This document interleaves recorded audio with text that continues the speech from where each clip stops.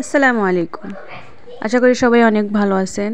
আমি আলহামদুলিল্লাহ অনেক ভালো আছি। আজ আমি আপনাদের সাথে শেয়ার করব ব্রয়লার মুরগি রান্না করলে যেভাবে তৃপ্তি করে ছোট বড় সবাই খেতে পারবেন, সেভাবেই আমি আজ রান্না করে আপনাদের সাথে শেয়ার করব।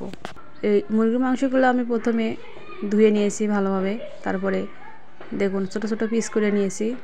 এর উপর দিয়ে দিচ্ছি হলুদের গুঁড়া, মরিচের গুঁড়া এবং লবণ পরিমাণ মতো। তারপরে এই মাংসগুলো আমি ভালোভাবে মিশিয়ে নিচ্ছি মশলার সাথে।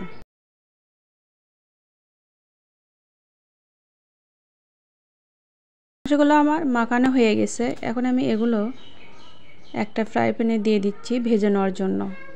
তেলগুলো গরম হওয়ার সাথে সাথেই আমি এর মধ্যে মাংসগুলো দিয়ে দিচ্ছি একটা একটা করে। মাংস দেওয়া হয়ে গেছে। এরপর এগুলো আমি উল্টিয়ে পাল্টিয়ে ভালোভাবে ভেজে নেব। মাংসগুলো দেখুন আমার অনেকটাই ভাজা হয়ে গেছে। এখন আমি এগুলো তুলে নিচ্ছি। দেখুন এখানে আমি সবগুলো মাংস তুলে নিয়েছি, আর যে তেলে আমি মাংস ভেজেছি সেই তেলেই আমি দিয়ে দিচ্ছি পেঁয়াজ কুচি। পেঁয়াজগুলো সামান্য পরিমাণ ভেজে নেব তেলের ভিতরে। তারপরে আমি দিয়ে দিচ্ছি তেজপাতা 2টা এবং দারুচিনি, গোলমরিচ, লং, জিরে বাটা, আদা রসুন বাটা, লবণ,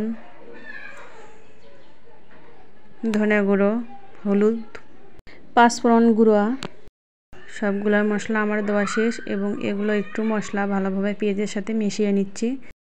আর মেশানো হয়ে গেলে এর মধ্যে আমি দিয়ে দিলাম পানি, আর এটা এখন আমি ভালোভাবে কষিয়ে নিব।